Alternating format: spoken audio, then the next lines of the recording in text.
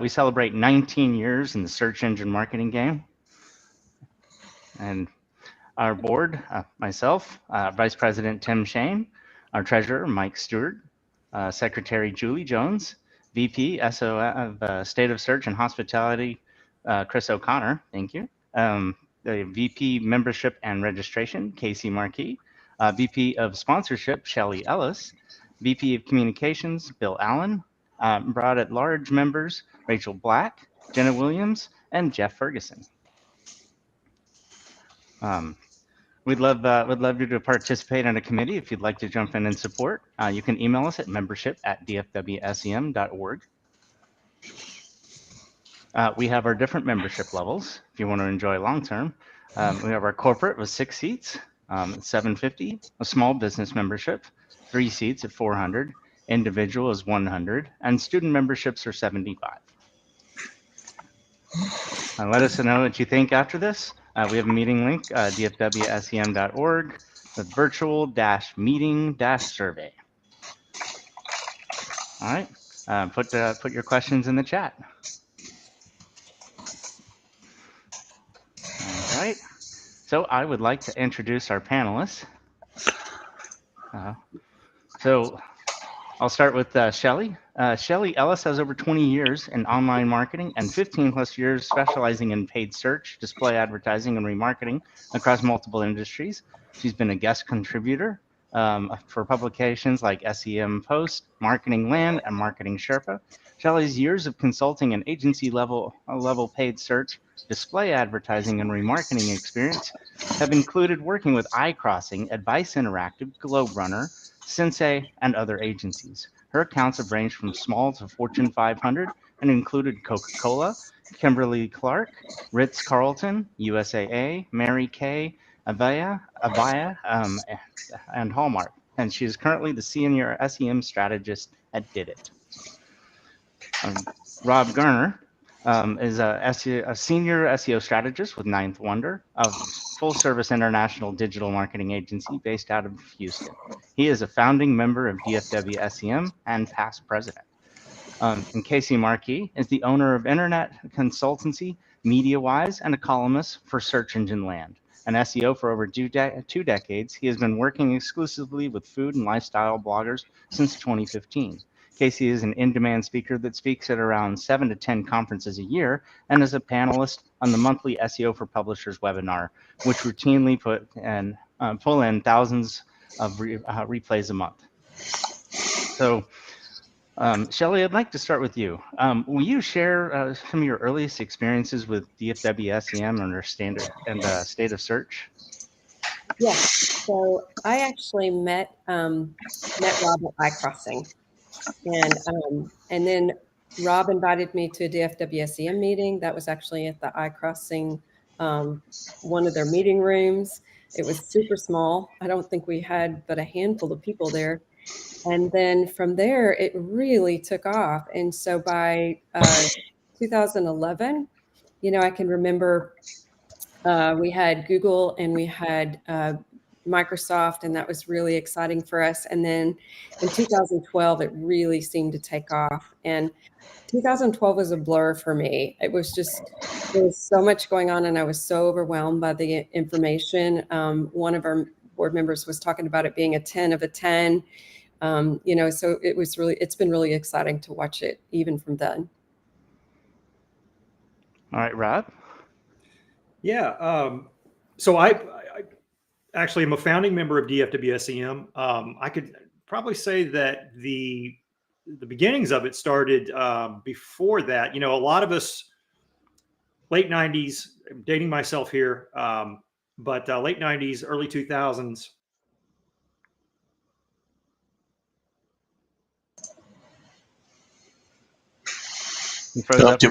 Did we lose Rob?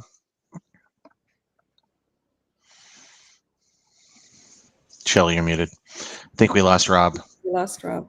Yeah, we might have lost Rob. We can come back to Casey. Yeah, not a problem. Happy to go in. So it kind of an interesting story. I have been involved with DFW SEM since about the fall of 2010. I was the lead SEO consultant for SearchEngineNews.com at the time, and at the time, our president, Christy Hagan, had asked me, she came to me and says, we have a request from an organization in Dallas for a state of search presentation to be had in the fall of 2010. We're curious if you wanted to do it. And I'm like, yeah, sure, absolutely. So we put together this presentation. It was a PowerPoint, and I did it from my office in Ramona, California. And the DFW SEM president at the time was Sean Jackson. And he was there in Dallas at a hotel, at a ballroom, and he was progressing the slides one at a time. It was very funny. And it was one of the first presentations I had done that wasn't in person. And it was just a hoot. We had a great time, and he was advancing the slides, and the people were taking photos of the slides and sharing them on Twitter. And I checked, I had just set up a Twitter account in January of 2010. And so I was relatively new to the platform, and then and I kept getting tagged over and over again with these app mentions while I was sitting with my wife watching a movie. And she was like, what is going on with you? Why are you getting all these notifications? And she says, yeah, it's just because of this presentation that we did. But it was great. And that was the start of my relationship with DFW. And I believe, and Rob had mentioned this briefly, the official first state of search was put on in 2012, and that was organized by Mark Barrera, and I was held at a Hyatt. So I'm currently waiting on my commission check, because I did give the official state of search presentation 2 years previously in 2010. I'm not sure. I think that probably by common law in Louisiana, I probably own those rights. I mean, That is in the mail, Casey. That We've is in the already mail. sent I the check. totally okay. Damn USP, UPS. So, but yeah, funny. And then again, I've been very honored to be a featured speaker at State of Search since about 2014. So, very near to my heart. That's why I joined the board this year. For those of you on the call, exceptional organization. We're very glad to have you tonight. Thank you. And so happy to have you on. And so, Rob, so we lost you. Yeah. I'm not sure how much of that got cut off, but I think one of the catalysts for the organization was Danny Sullivan bringing, this was a national conference. You had search engine strategies in New York, San Jose, Chicago, and Dallas. And this was in 2001, 2002. And so I think a lot of us who were doing search at home and had been doing search at home or in business for several years in isolation, for the most part, came to this conference. And that's actually where I met a lot of the original founding members. Christine Churchill, who was on a panel at that conference, Mark Jackson, Bill Hartzer, Tony Wright, John Sanchez, all these folks were there at the first, were at that event. And I remember sitting with just sitting at a table with Bill and Tony. And Bill called a meetup. He said, we ought to do this on our own here in town. And he and a gentleman by the name of Jim Gilbert. And so we all started, we just called everybody we knew that was in search and got together for this first meeting and decided to make it a business association in addition to a meetup. And it just started to build from there. The first meetups were small. It was a group of 12, 15 people. We started taking it with featured speakers in different restaurants around town. We didn't really have a regular home, but, we would have 35 to 50 people coming in and hearing a speaker and everybody, talking about search. And we all learned so much. There were so many new things happening then. It was just such a great forum to trade ideas in person. There's a certain thing that happens in person. And it's worth saying now as much as it was then is that, you can talk online, you can do all these things, you can write, but really there's just a different transfer of information when you talk person to person or in groups. And gradually grew from there as it started to grow around, I guess, 2006, 2007, as Shelley mentioned, it went from that little room at iCrossing. It was in restaurants and then, small places. And then we took it to the hotel. We took it to the Renaissance Hotel in Richardson, and it started to get even bigger, 100 people per meeting, 150, 200 in some cases. So these were big. And again, this is all regional, these are regional search marketers that were showing up for these events. And again, great exchange of ideas and information. I think everybody got something out of it. And that's why it kept going, and that's why it's still here today. So it's evolved. Started in a room, went to these smaller venues, the hotel. Now we have, now there's this national conference, and I think this next iteration of the national, international webinar, if you will, with this forum is a great next step for really communicating out what this brain trust has been doing for the better part of almost 20 years now. So. Mm-hmm. Yeah, I don't think I'd have the career I have without DFW-SEM. Likewise. Likewise, yeah. Shelley, would you mind sharing some of your experiences or anecdotes of digital marketing that was going on at the time when you were first interacting? Yeah. So actually, when I started with iCrossing, back then it was called content marketing or content targeting. Was actually, we had a policy at iCrossing, you couldn't use it with clients.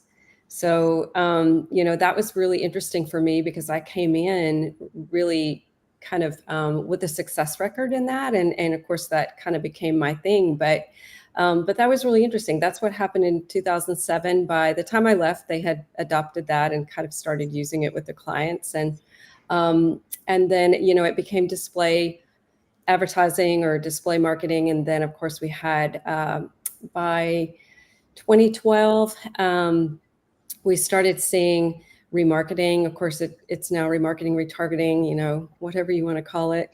And of course, that really changed, and it really changed the reputation of display advertising, quite a bit, because it was still, everybody was scared of it even by 2012. But I think remarketing and retargeting really, really helped change that.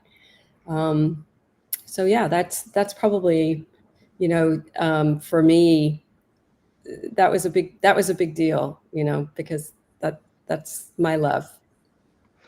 Yeah, admittedly, I remember some conversations which blew my mind on like display advertising at the time. It was like, just open doors.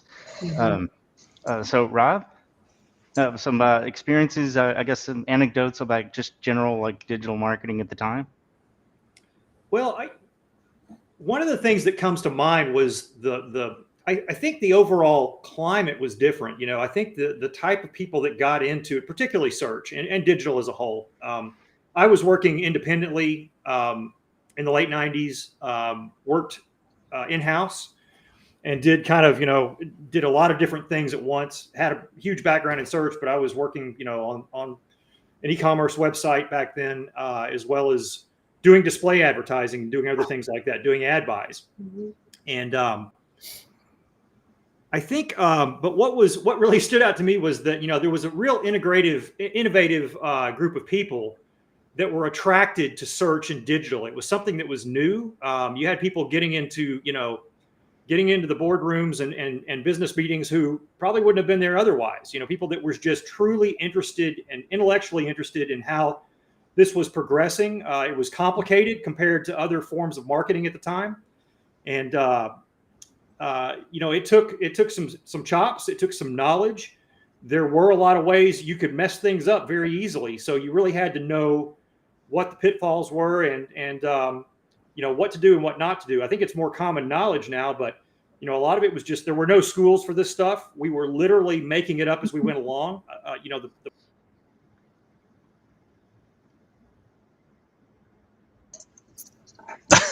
Oh, we might have lost Rob again. Rob is using Yahoo.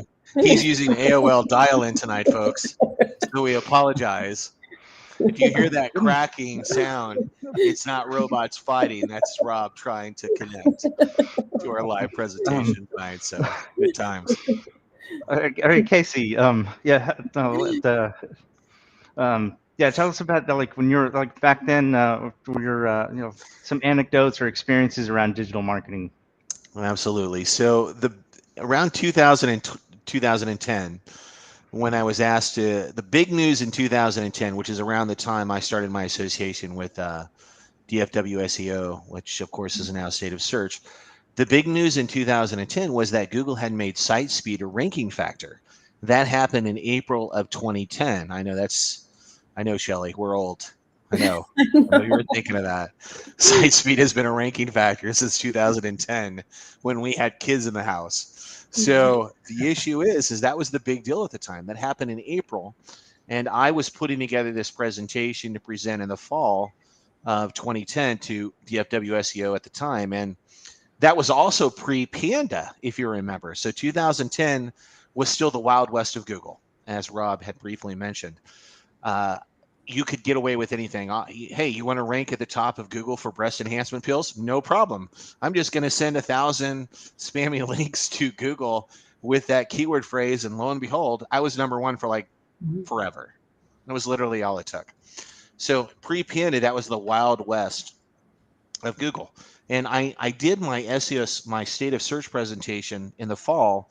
And one of my main themes in the presentation was how crowded the SERPs were, how crowded the Google rankings were with all this low quality content. And I'm thinking, there's no way that Google can be a viable business model if they don't do something to police all this low quality content. And then boom, basically 2011 comes, and then we have about February of 2011, we have the Panda update. And I look like a freaking genius. I think that's why State of Search invited me back as a speaker, because what happened was Google pushed out the first of many algorithms, Panda, which was initially referred as the Content Farmer update. And that happened in February. And it basically, the goal of that algorithm was to eliminate black hat SEO tactics and web spam.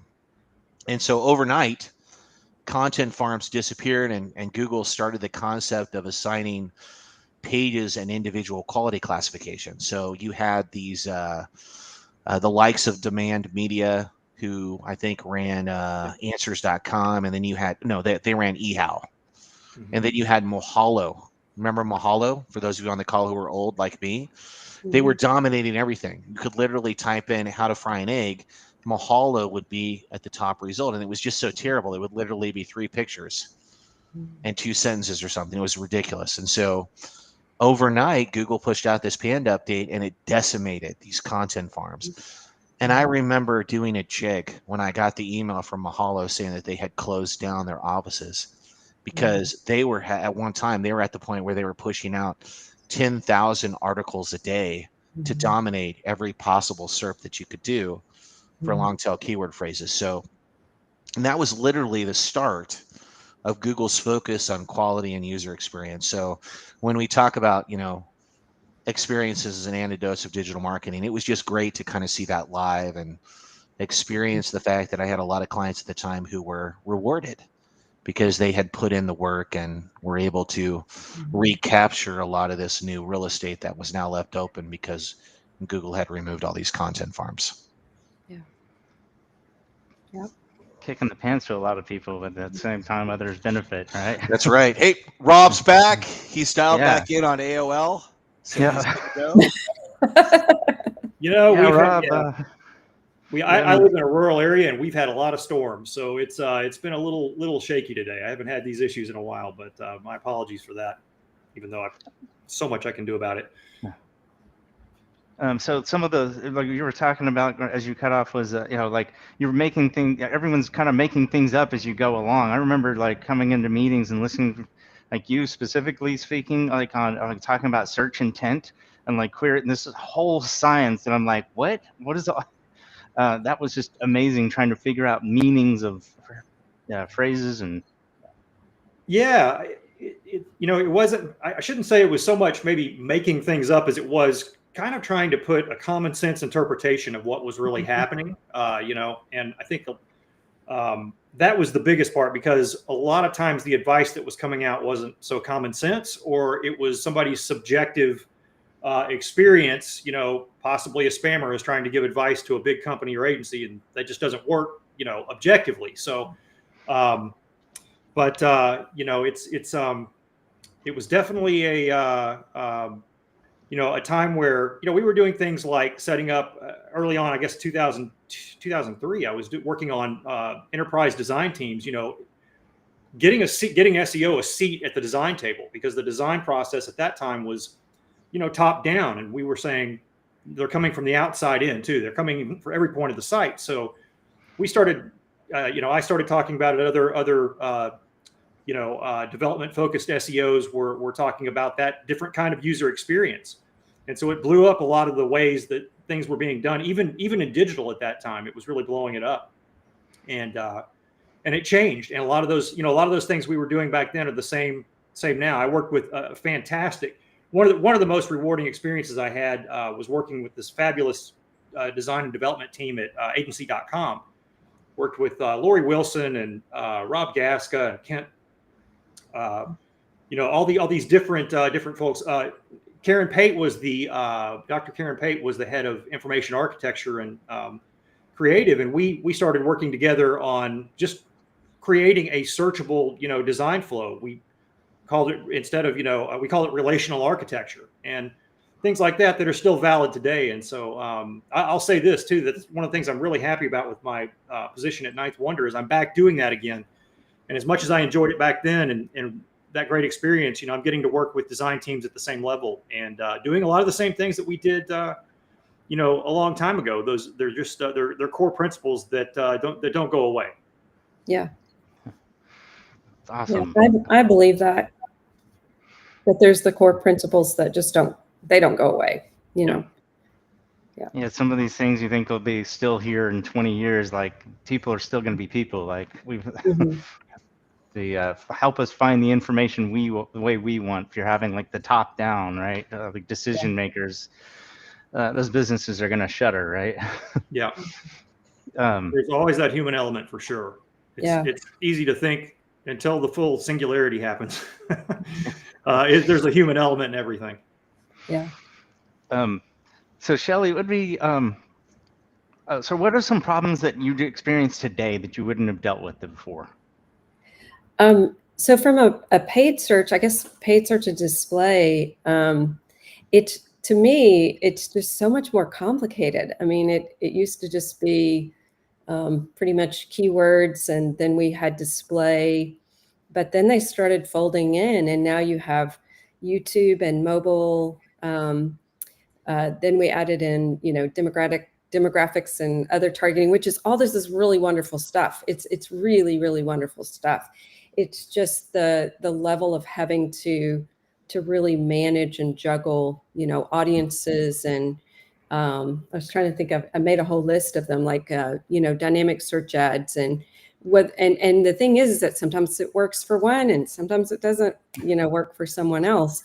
And so for me, it's trying to keep up with not only best practices, but the interfaces themselves, as those change, and, how to keep up with the data, how to, what the best practices are and all of that. So I think there's just more that I'm having to learn and manage and, report on and that type of thing now than there was in the past. I think to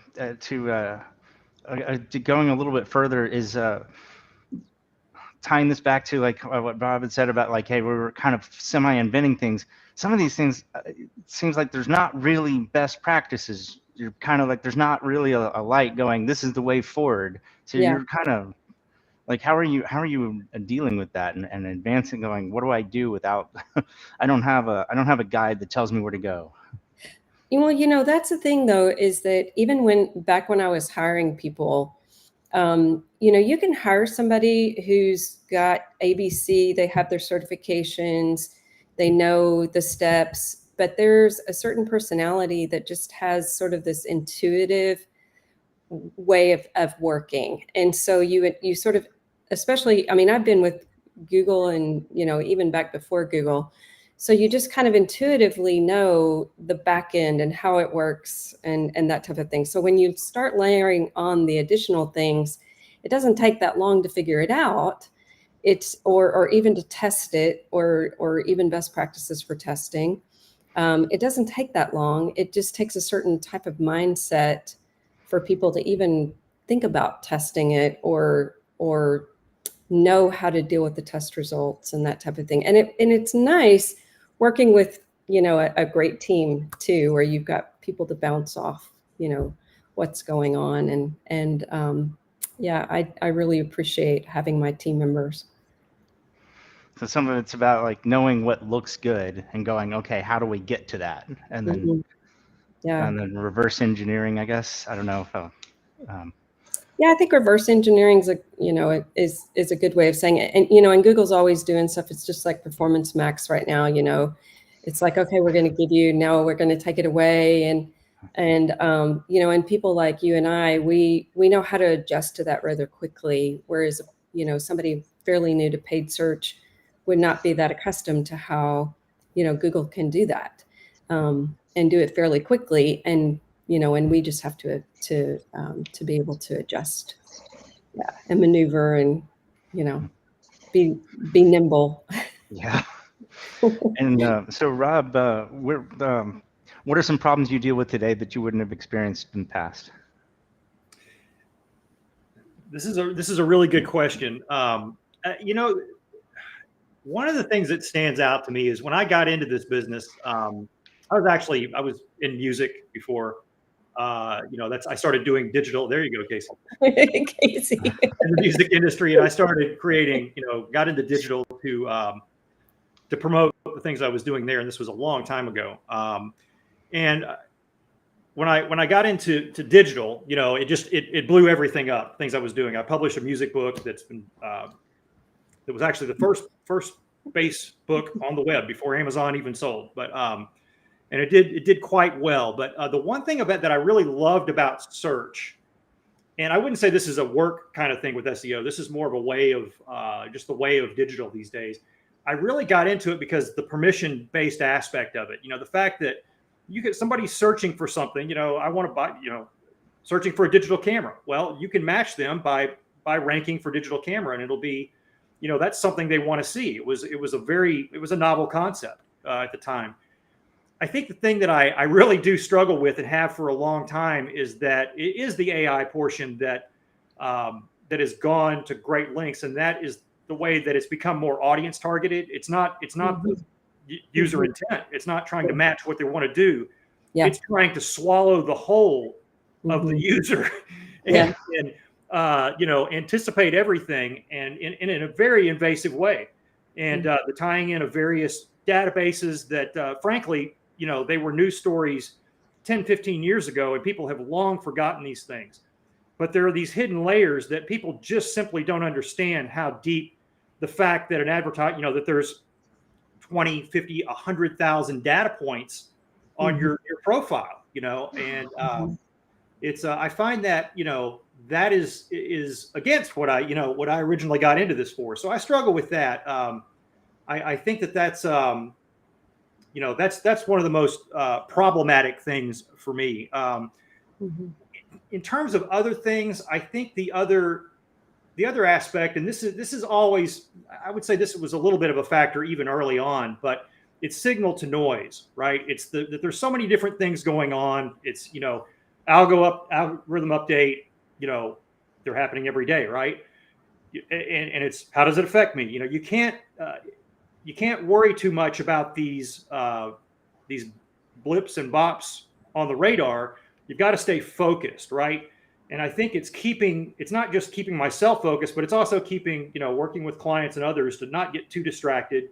And it's not an issue with where I am now, but it has been in the past where things can get off track a little bit, or we can get, go astray a little bit, go down rabbit holes that have no bearing on the end game of what we're trying to do. So I really try to continue to address that problem by focusing, and these things haven't changed over the decades, focusing on content, focusing on optimizing in a relevant way, right? In that same permission-based way. You don't try to mislead, you try to be dead on with your target, because it's going to be you're going to get better results with your visits, more engagement, and better results with whatever business goals you have tied to those things. So I think that's probably another thing that's a constant, I wouldn't say a constant battle. I keep focused in that area, but sometimes reeling it in is a challenge. Of course, we're going to talk about some things I think around AI. The AI discussion is not new to search, obviously, but there's definitely some things that have, and I do think these are relevant. Some of these AI considerations, they're highly relevant, highly disruptive, to the current search experience. But definitely those things are really what stand out to me. Yeah, we'll definitely dive into that one. And yeah, as a yeah, it's the distractions of the new shiny are constant, right? And trying to go, okay, but then there's also the like, you actually have to make these settings change. You have to figure this one out, or things are going to fall off. So trying to figure out which one is like, prioritizing those versus signal to noise, like you said. And it's good. There's a lot of noise out there. So Casey, I mean, okay, we don't have to advance the slides one at a time manually. So what are some problems that you deal with now that you didn't used to? Well, there's a couple. The first one is more competition, obviously. Most SEOs could absolutely rank their clients on page 1 or 2 for practically any keyword they wanted back in 2010, when state of search was just kind of getting off the ground. And that's not remotely true these days, even for the best of us. We have a lot of clients, especially I'm in the recipe niche specifically, who are competing against each other for very specific keywords. But the good news is that there's more real estate. Maybe we have more luck in the web stories carousel. Maybe we have more luck in the YouTube or the video carousel. Maybe we have luck in image search. So there is more real estate in that regard that we can optimize for. But it's substantially more competitive, as it should be, obviously, because there's more eyes now. But that's the biggest thing, is it's just not remotely the same as it was in 2010. I'm looking for a Salisbury steak recipe. I might have had a lot less options in 2010 than I do now, when everyone and their mother decided to start a recipe blog during the pandemic. So it's a little bit different now with regards to competition. The next thing we have is the less real estate, and I kind of alluded to that. Back in 2010, we had the shiny 10 blue links. Now we have the ever expanding. We don't have rankings anymore. We have endless scrolling, which is crazy. So hey, good news, everyone on the call, you're number 1. You're literally on Google page 1. Because Google page 1 is limitless. So everyone gets a page 1 ranking. So it's fantastic. That's what I tell clients. I said, the minute that Google went to continuous scroll, I sent an email to all my clients saying, congratulations, you're all on page 1 now. Now, they were not as amused by that email as I was, but whatever. It's good time.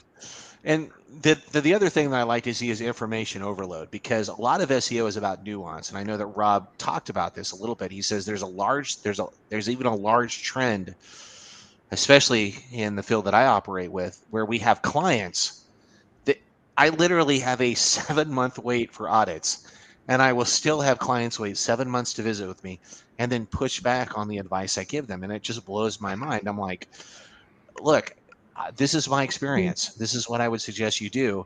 You can follow this YouTube person, this tutorial, understand that they were selling cars 3 months ago.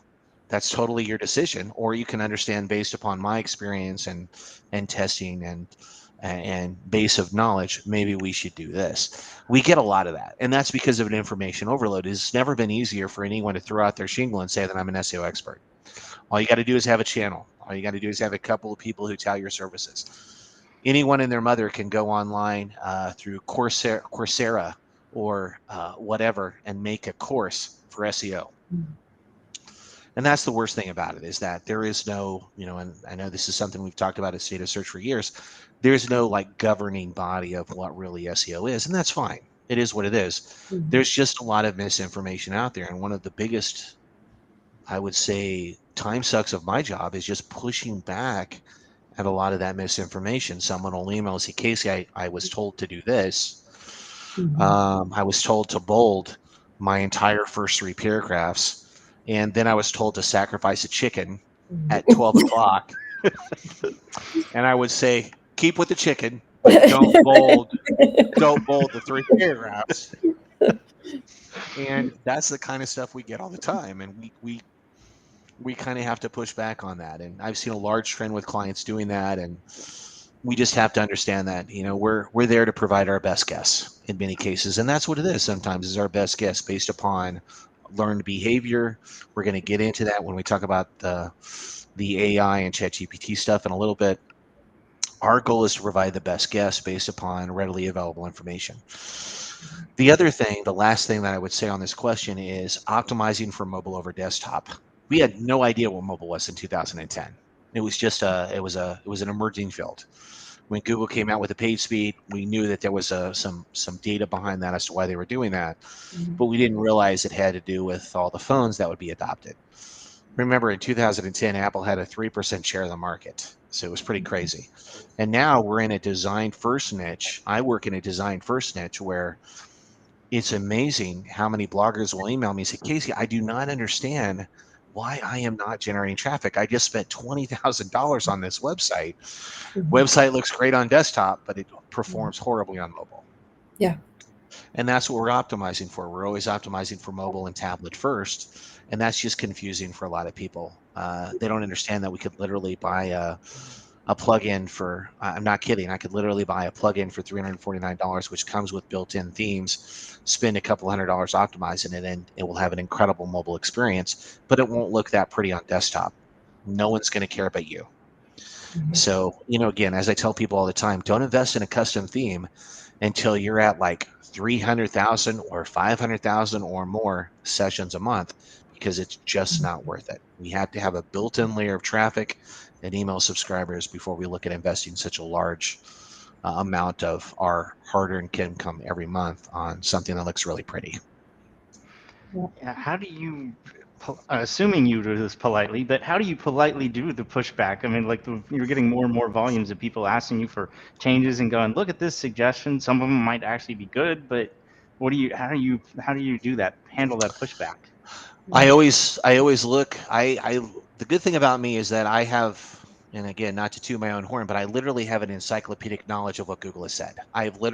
There's nothing but folders on my desktop with quotes from Google telling me, okay, this is where Google has said this. This is where John has said this. This is where another person has said this.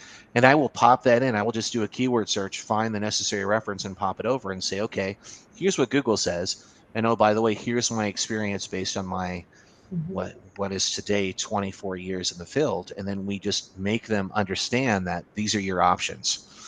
And now then I'll show them. I'm like, okay, here's what you're doing, and here are the 3 competitors that are outranking you. Look at their page and compare it to what you're doing. Do you see the difference? Yep. And sometimes that's enough. But you can't, as I tell my kids all the time, you can't fix stupid. I can provide the information, but they have to make a decision based upon the citations, and then we go from there. It's fantastic. Yeah, good times. That's coming out on a shirt, by the way. It's 1995. I will give you the Shopify address here in the chat. Yeah. Give me the link on that one. So I had a kind of 2 questions at the end, but I'm gonna put the one of those together with it because need to point out. So we're gonna talk about what I'm hearing commonly called generative AI, and one of our board members, Jeff Ferguson, was careful to point out this. We need to be clear. This is not true artificial intelligence, and I am not an expert at all in this field, but it's ChatGPT is one of these. You might have heard of Stable Diffusion, DALL-E, or text to image chat. And somewhat intelligent. I don't know if that's the right word. We can call it AI for short, but it's here. It's providing all kinds of new opportunities, a lot of uncertainty as well.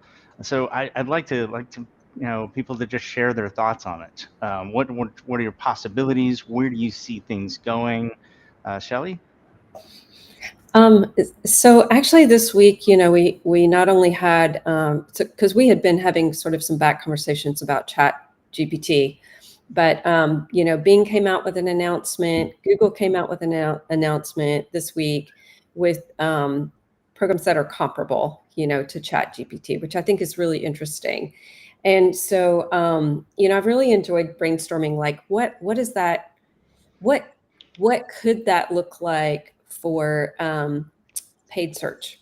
What could that look like? I actually had a fun little conversation today with Chat GPT. I actually asked ChatGPT. Like, do you think it's possible that this could become a place for advertisements, for paid advertisements? And it actually agreed.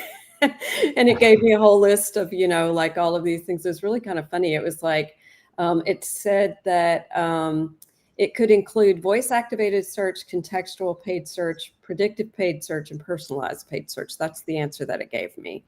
Wow. So I thought that was really interesting. And then I turned around and I asked it another question, and I said, well, do you think it's possible that that it could include paid links in the future? So therefore, you know how it gives you like all of these resources. And if you went to Bing today and you kind of looked at the one that Bing put out, Bing didn't put an active one, they put an example. So you could kind of see the example.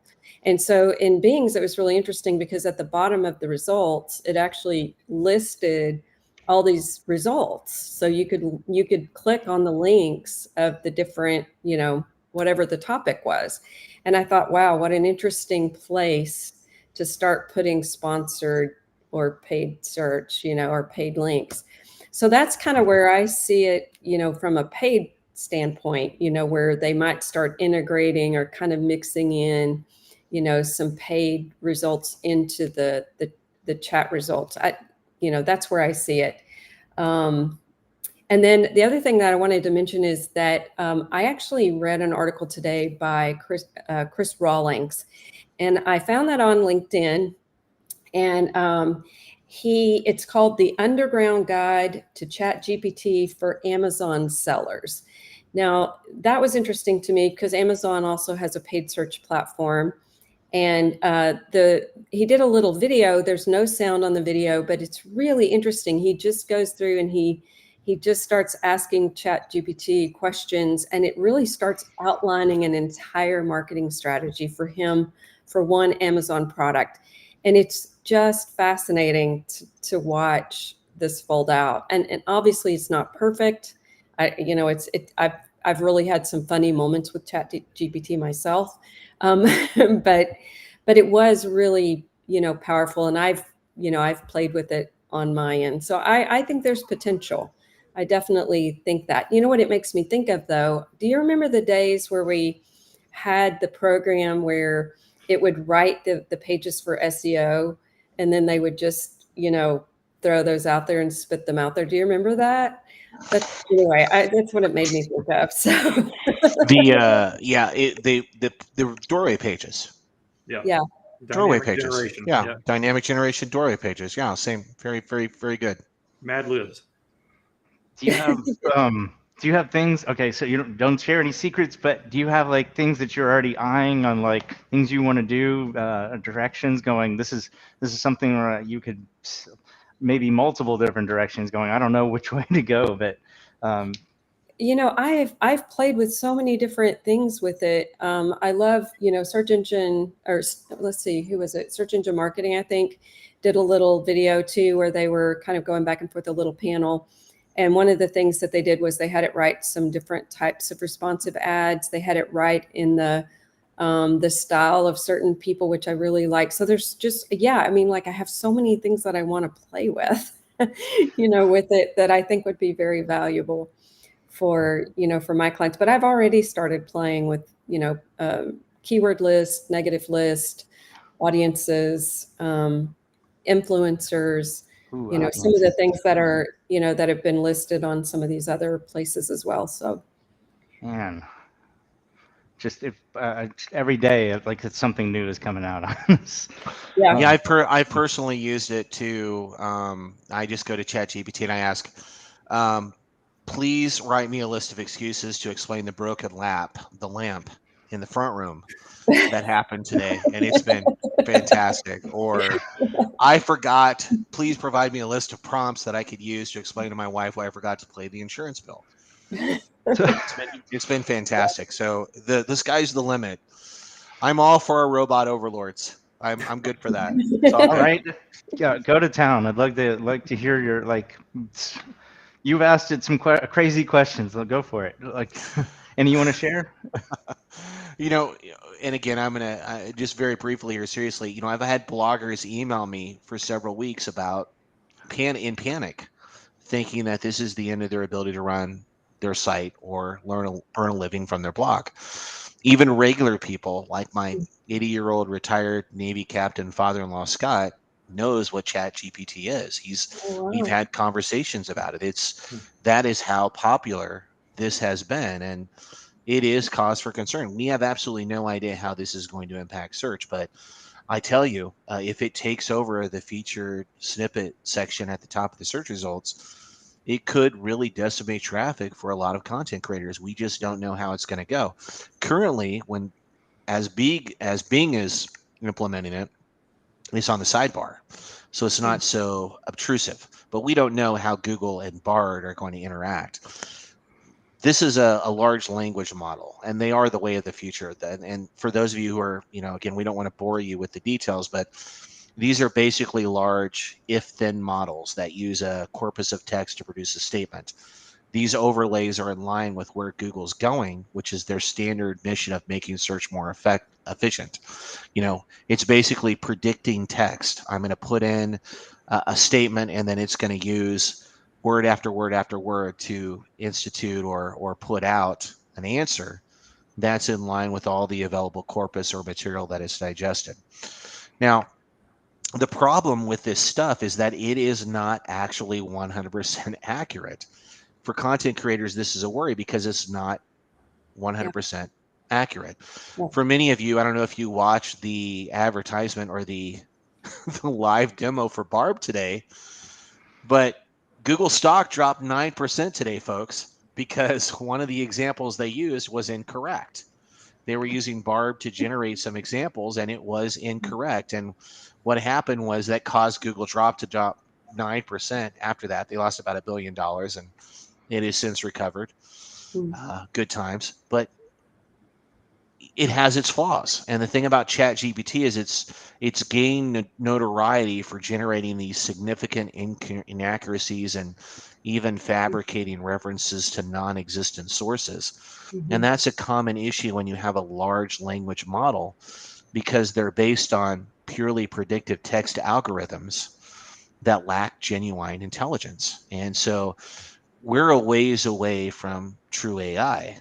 That's certainly not this, as we've been reminded by a couple of our board members. But it could be argued that Bing has made the wisest decision of all the SEO gods by incorporating this as a sidebar feature. Where I am concerned is that Google is pushing Barb, and they're pushing it as an overlay. That's going to be very disrupting for a lot of content creators. That's going to be very disrupting for SEOs in general. We don't know how this is going to shake out. So we just have to wait and see. The worst thing that we can do, or the worst thing that Google can do, is to put this overlay on it and have it really screw up like it did during the live demo today and provide an incorrect citation and have that be in front of billions of people, because people will lose trust and Google's rank and share could drop considerably. And therein lies the rub. How do you offset that? So good times. 2023 is going to be a very interesting year. And so we'll just have to see what we see in that regard. So real quick note, I'll come to you, Rob. So one is I could have gotten a search result that had wrong information to begin with, right? So who owns the mistake, right? So okay, so there's trust, but there's definitely lots of search. I can pretty much prove anything that I want to prove through search nowadays, right? True or not. So, that's just, I don't know. But the other thing that's like, if you're looking at the Microsoft Bing announcement, one of the factors that they to get into it, you needed to do was download the mobile app, the Microsoft Bing, and they call out their voice search. That I'm curious to see where that goes, because there's no overlay in that. I mean, if I'm like using this for work purposes, I could be on a treadmill doing my like cranking out like work with anyways, I don't know, just so I'd like to see like where this goes to change. Anyways, just all right, Rob. Sorry, I'd like to hear from you about your thoughts on like things that you're thinking about doing, things you see, possibilities. Yeah. So first, I think there's a few big spokes on the wheel as far as Chat GPT and other applications, similar applications will have in my area of things. Let's just talk SEO tools, right? I really want some great SEO tools that will come out and do, run through and do these whole spreadsheets that we that we put together, for certain things that are just more menial, that don't require they're just more general informational tech. Love to see that, that type of stuff happen. And I think that's going to happen. It's going to be among some of the first things that we see coming out of this.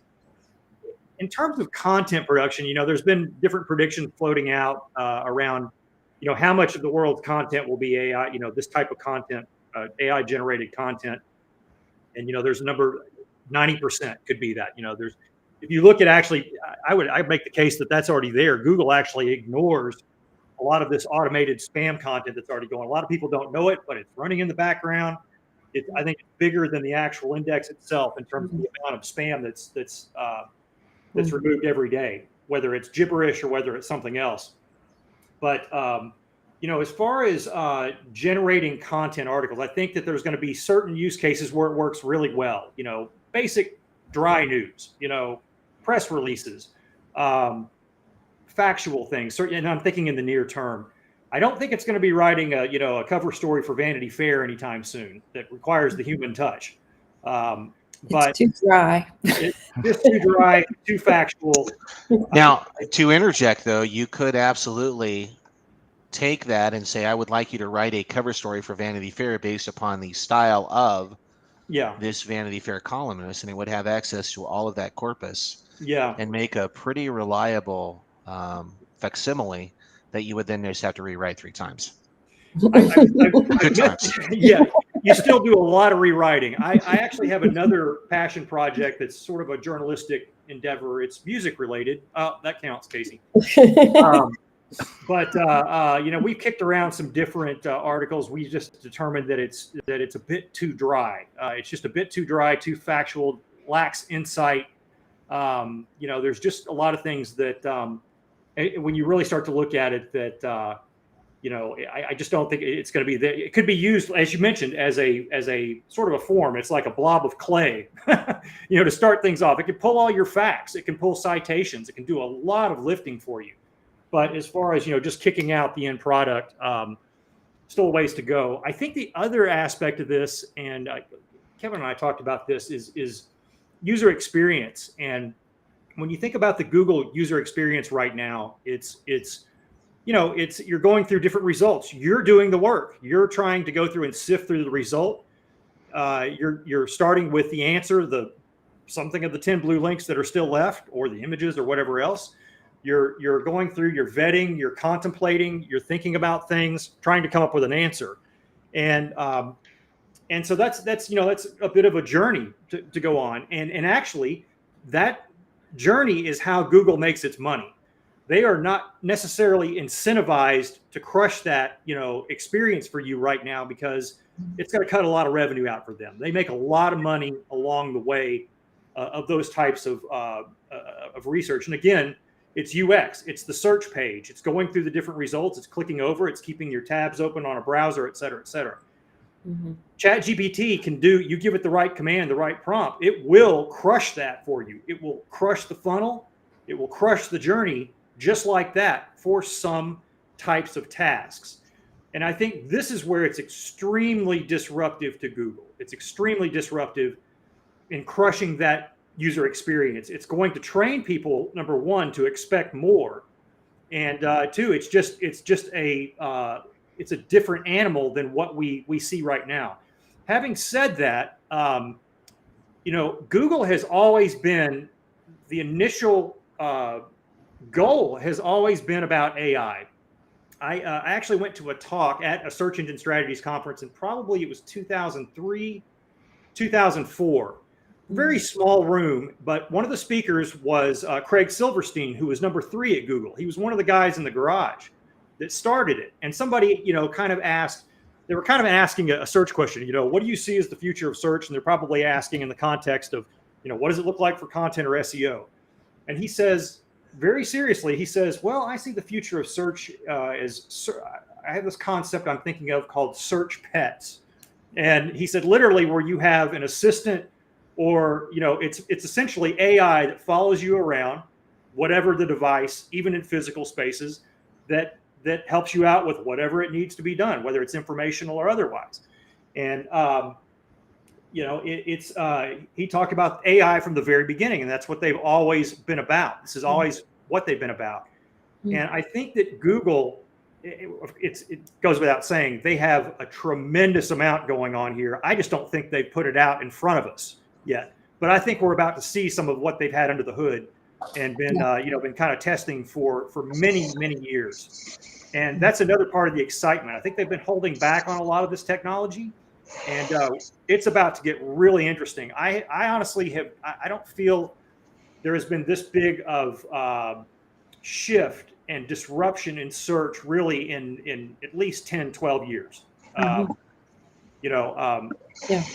spent a lot of time in real-time search, and that was a huge change, and I think it's still it does impact things on a daily basis, and the way we do things and the way your strategy is put out there. But this is even bigger. This is even bigger, and I think we're about to see some really bigger than the Knowledge Panel.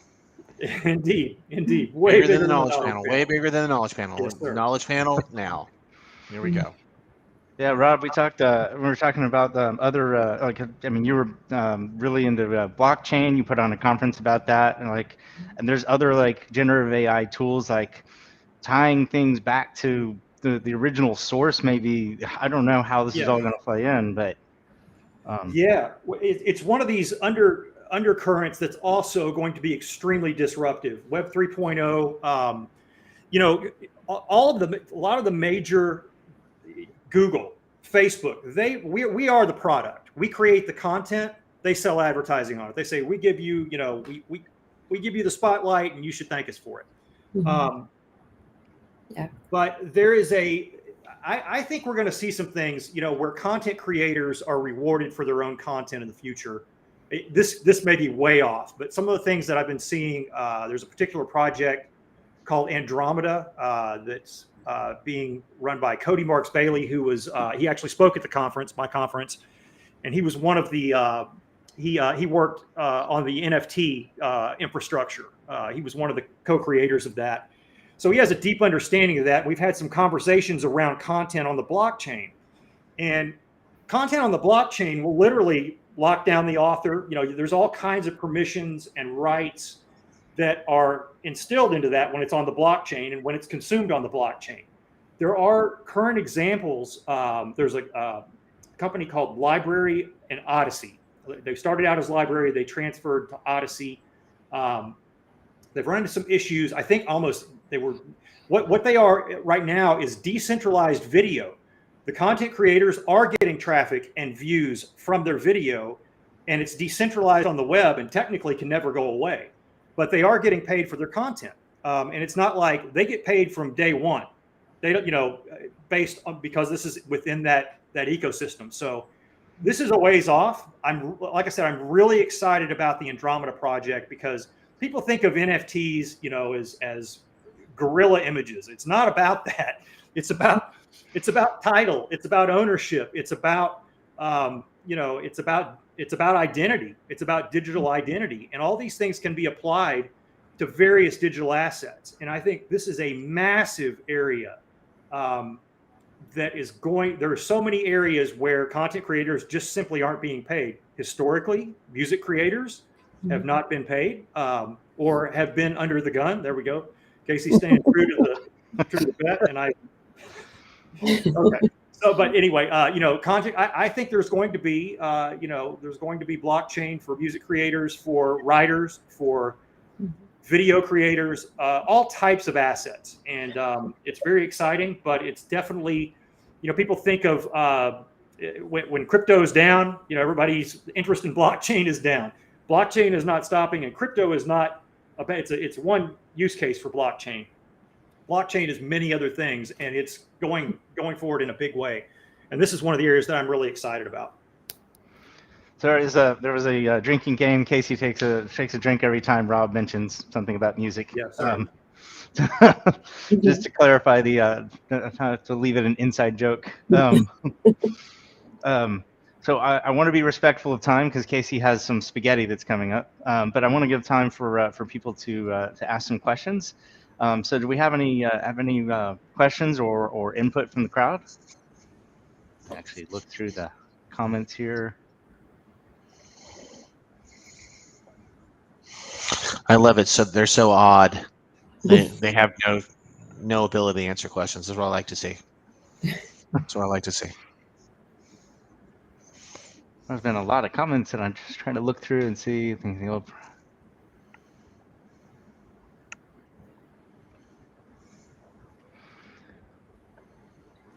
No questions. All good. All right. So, do you have any closing words of advice? Things that, okay, if I'm like, do I, is digital marketing going away? Is my job going to be like? I mean, I'm an advertiser. I go to ChatGPT. I can get the information I need, and not go to Google. Well, that means that I'm not showing my paid search ad to myself or whoever user is doing that, right? So that gives me uncertainty, but it feels like I don't know. Like advertising's not going away, and people need to find information, and humans are part of it. So I don't know. Shelley, do you have Yeah, any like words of yeah. advice? I think for me, I'm really following audiences. Rob mentioned this earlier about how we're really moving into that a lot, and we really have over the last several years. So really trying to pay attention to how everything, I mean, not even just Google, but other ad platforms as well, how they really focus on, trying to box us into this, different audiences. So I'm really paying attention to that. I think I'm going to keep my eyes and ears open about voice search. I do think that's going to be coming. I'd like to be on top of that. So those are probably the two primary things that I'm really watching right now. I will interrupt and say that Shelley has absolutely not going to be very disappointed because the voice search thing has been a complete boondoggle. There are whole warehouses full of Google Home devices that Google has not been able to sell on the East Coast. That's why guided recipes in the recipe niche never took off. We have all these people who thought that everyone would have a Google Nest device in their homes by now, and they don't. They're either annoying, they don't work, or they're just people are just upset with them. We have the Amazon, the Alexas have still taken off, but again, same thing. Market share has not increased. It's kind of interesting that voice search has not been more enabled than it has, but that is just a bet that Google has made that has not worked out. People just prefer Alexa over the generic home and modular devices, which is good because, hey, my recipe creators want to be paid for their content and they don't want to pull in a recipe on a home device and not get any ad revenue for that. So I totally get it. Yeah. Yeah. My home is surrounded with Google Nests. You got those for free, Kevin. I get, Got those I for get free. really frustrated with predictive search because, well, for one thing, being in paid search, you're working with multiple clients. I'm on Google. I'm doing searches all over the place all day, right? So I mean, you can't put me in a box, Google, because that's not who I am. And then, even on Amazon, it absolutely drives me crazy because no, you got it wrong. That is not what I'm looking for. Even though you've shown it to me on 3 separate pages now, that is not the outfit. So I think predictive search could definitely use Is some. that Facebook, Shelley? Because I've been serving you targeted ads. I'm just saying. It's really simple, guys. You just have to take Shelley's Facebook ID and put it in a Blake blind audience with 10 others, and you're good to go. Okay. Yeah. Thank you, Casey. Yeah, so that's my thought. Yeah, and so many times it feels like the results like it feels like Google puts us in a rabbit hole effect like they've done with YouTube. rather than trying to like nurture along great results, getting the results that make us work for more of their ad revenue, because it's gotten easy for them. Yeah. I kind of like the competition, because now they actually have to try again. I would just think that with technology as sophisticated as it is, that they would get it a little more right. But I'm a big believer that they're too big to fail. So we're at a situation today where they literally embarrassed themselves on the world stage and lost 9% of their market cap, which is recovered, but it was pretty interesting if you're able to buy on the dip. I would be a buyer of Alphabet, honestly, because they have the best minds in the world and they have plenty of money to throw at this. So they're going to learn. Whoever was responsible for today probably got sacked. And I'm going to tell you, it's going to be a lot better product. And Google is never going to sacrifice their display advertising income. So they're going to find a way to put this barred overlay on the search results or incorporate it with search in a way that's not going to be disruptive. That's what I believe. I mean, their goal is to make search easier, but they're protecting their bottom line. They're a corporate entity. So their goal is to make more money. So clearly they have to do it in a way that's going to work well with the display advertising market. And we'll see what we see in that regard. Yeah. They're not gonna sacrifice the bottom line. Yeah. And then I can buy a boat and name it 404. Yeah. Good times. Sorry. Never be found again. That's right. That's right. Do you have any closing words of advice, Rob? The direction, things you know, like the industry or career wise, things people should think about?